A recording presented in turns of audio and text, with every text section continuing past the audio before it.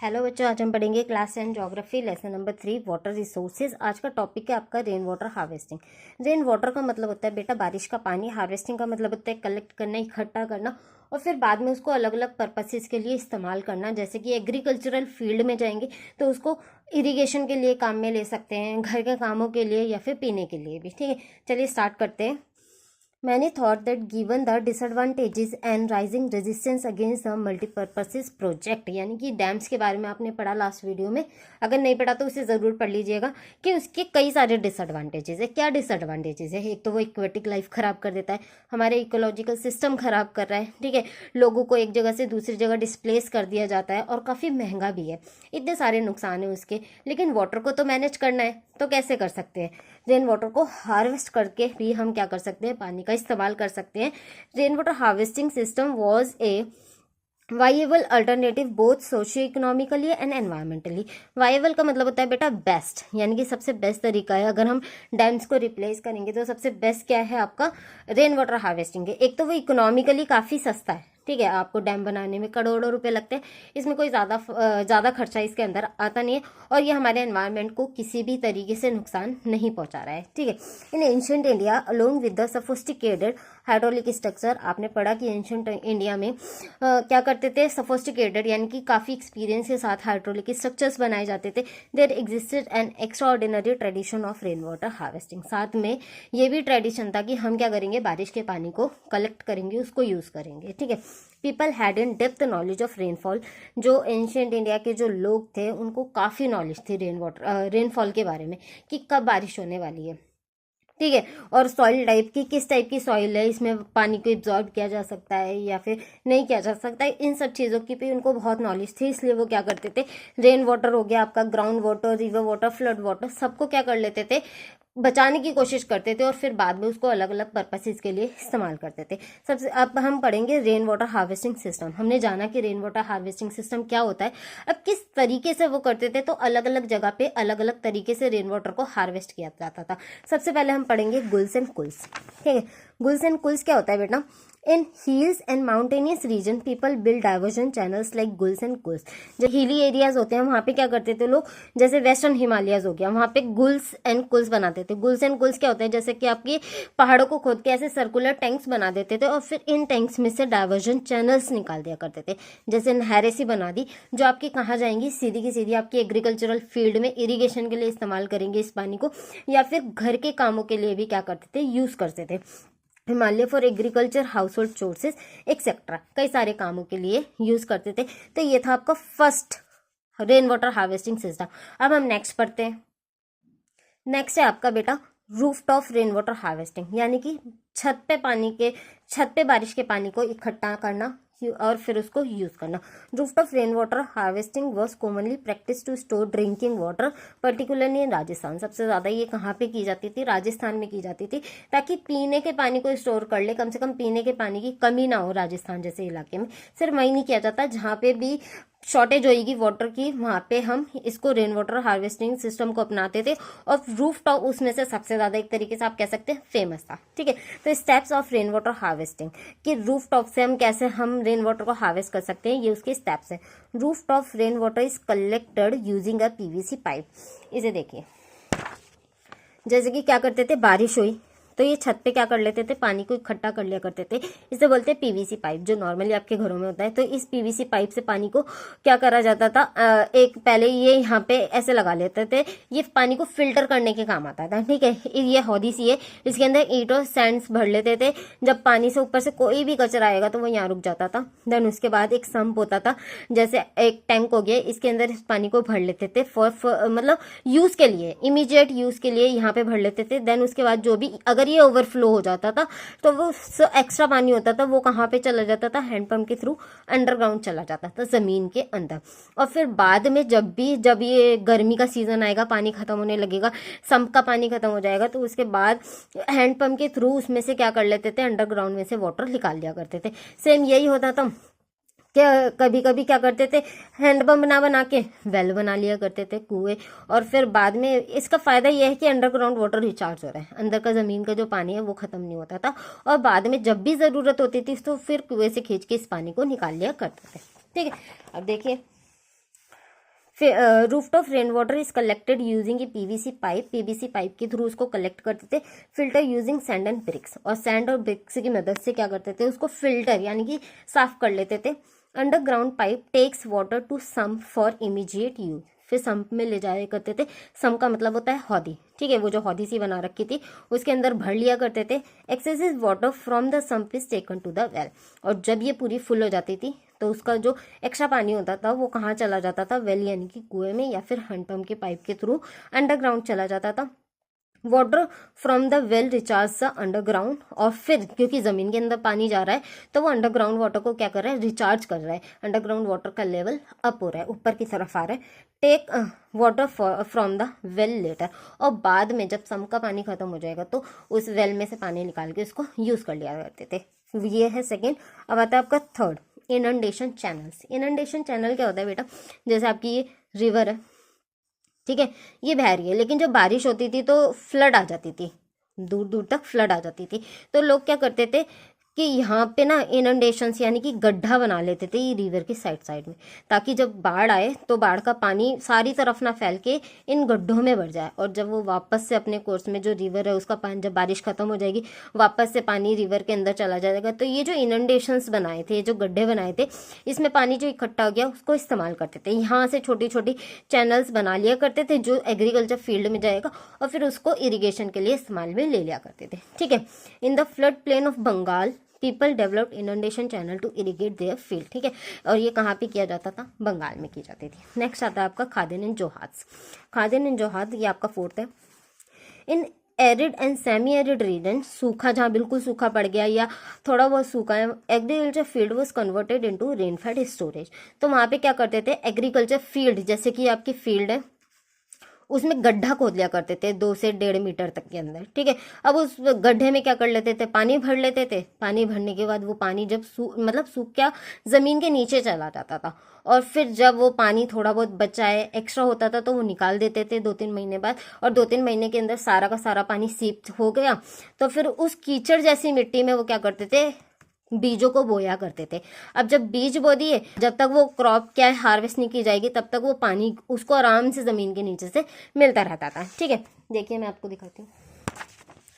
जैसे क्या होता है, ये कैचमेंट एरिया जहाँ से पानी बह के आएगा, ठीक है। ये खादिन, खादिन का मतलब होता है खड़िन, खड़ी, खड़ी का मतलब होता है गड्ढे, ठीक है। तो एक गड्ढा बना लिया 1.5-2 मीटर का, उसमें पानी जब आ रहा है बारिश का तो भर लेते थे। फिर यहाँ पे एक खादिन बन लगा देते थे। ये बन क्या करता था, पानी को आगे नहीं जाने देता था। फिर ये 2-3 महीने तक भरा रहता था। जितना पानी भरा है ठीक है, मतलब अंदर सीपेज यानी कि अंडरग्राउंड वाटर क्या कर गया, अंदर सीप कर गया, अंदर की तरफ चला गया। अब जब ये अंदर कुछ पानी रह भी जाता था तो फिर ये सलाइन एरिया होता था जहाँ पे एग्रीकल्चर नहीं किया जाता था, क्योंकि यहाँ पे मिट्टी में नमक की मात्रा ज़्यादा होती थी। तो यहाँ पे से छोटे छोटे चैनल्स बना देते थे, जो एक्स्ट्रा पानी होगा उसको निकाल देते थे। कहाँ जाता था, सीधा वेल में जाता था। अब ये वेल का जो पानी है वो बाद में जो गाँव में खेत में काम कर रहे हैं उन सबके यूज़ के लिए काम में आता था। समझ आ गया। तो इस तरीके से ये खादिन सिस्टम बनाया गया था।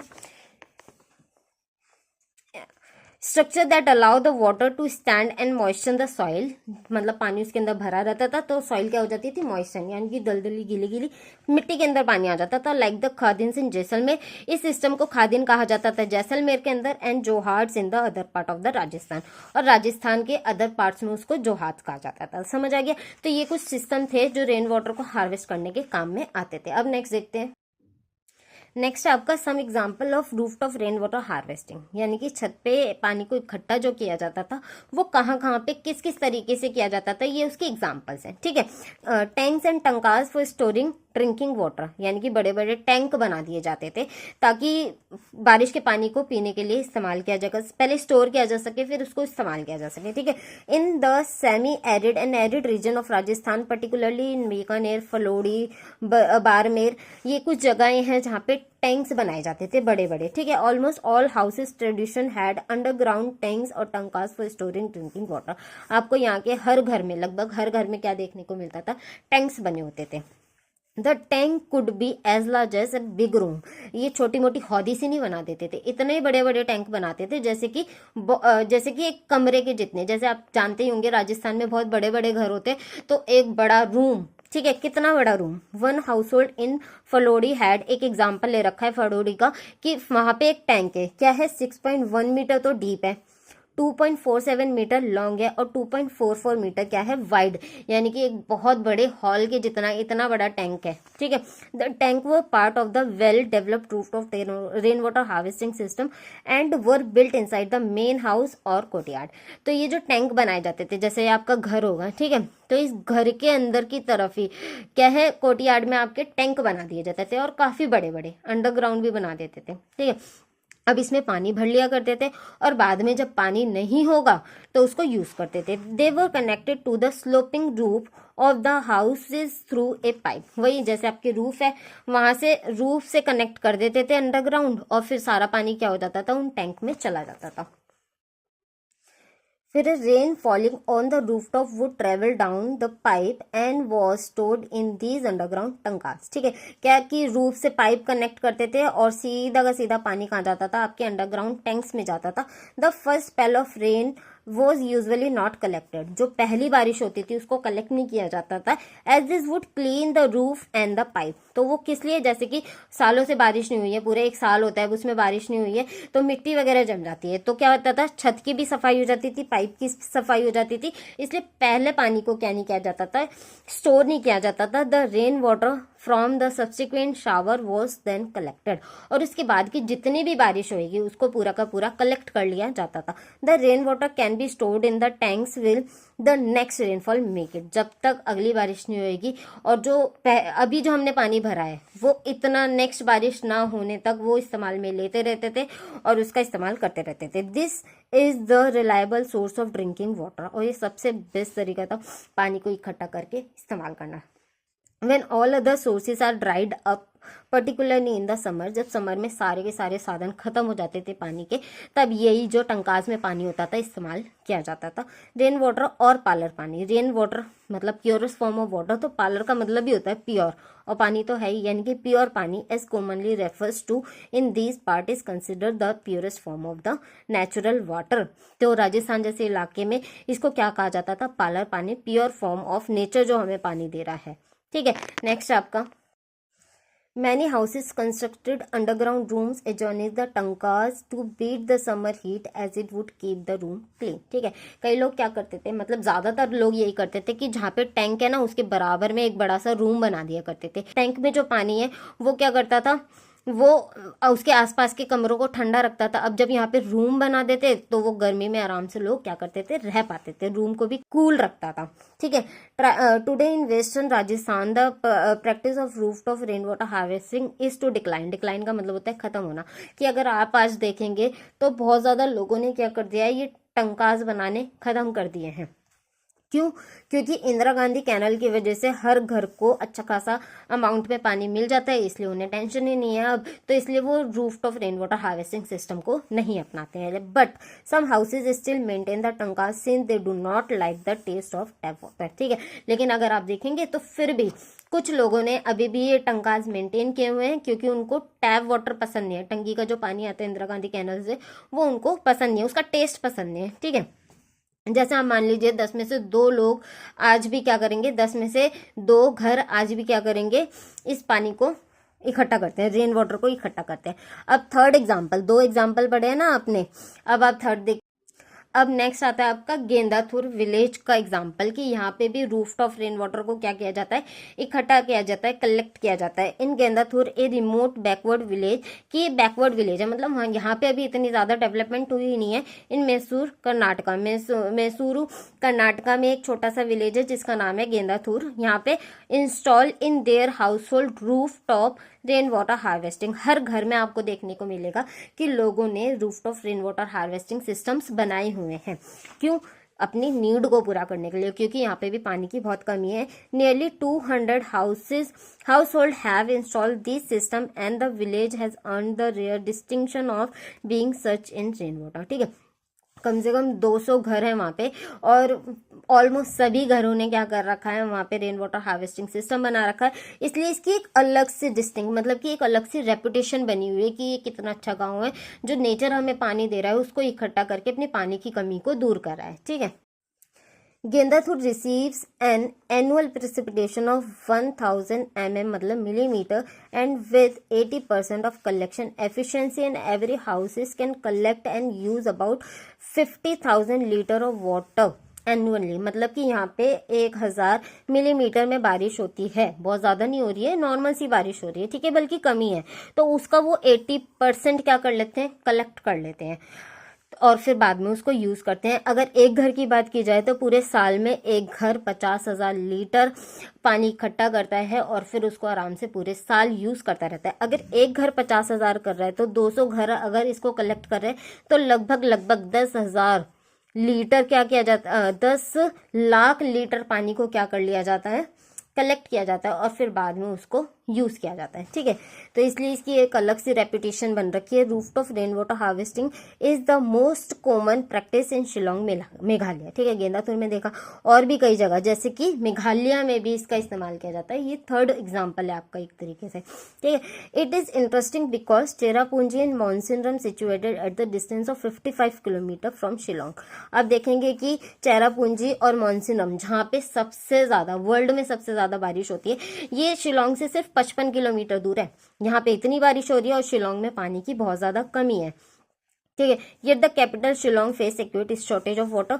Nearly every house hold in the city has a rooftop rain water harvesting structure. इसलिए हर घर में लोगों ने क्या बना रखे हैं, रूफटॉप रेन वाटर हार्वेस्टिंग की। पानी बरसेगा, हम उसको कलेक्ट कर लेंगे और अपनी जो परेशानियां हैं, पानी की जो दिक्कत है, किल्लत है, उसको दूर करने की कोशिश करेंगे। Nearly 15 to 25% of the total water requirement of the house hold come from rooftop water harvesting, ठीक है। 15 से 25% तक की जो उनकी ज़रूरत है वो बारिश के पानी से पूरी हो जाती है। अब हम देखेंगे Tamil Nadu rooftop rain water harvesting system, ठीक है। यानी कि तमिलनाडु में भी छतों पे बारिश का पानी इकट्ठा किया जाता है और फिर बाद में उसको जब परेशानी होती है पानी की तो उसको इस्तेमाल कर लिया जाता है, ठीक है। Tamil Nadu is the first state in India which has made rooftop rain water harvesting structure compulsory to all the houses across the state. यानी कि तमिलनाडु ऐसी पहली सरकार है जिसने इसको rain water harvesting, rooftop rain water harvesting system को कंपल्सरी कर दिया है कि हर घर में rooftop rain water harvesting system होना ही चाहिए ताकि हम पानी की जो किल्लत है उसको खत्म कर सके। There are legal provision to punish the defaulters, और जो भी इस बात को नहीं मानेगा, जो डिफॉल्टर्स होंगे, उनको पनिश किया जाएगा, ठीक है। बैम्बू ड्रिप इरिगेशन, अब ये इस चैप्टर का लास्ट टॉपिक है, ठीक है। इन मेघालय ए 200-year old system of tapping stream and spring water by using bamboo pipe is prevalent.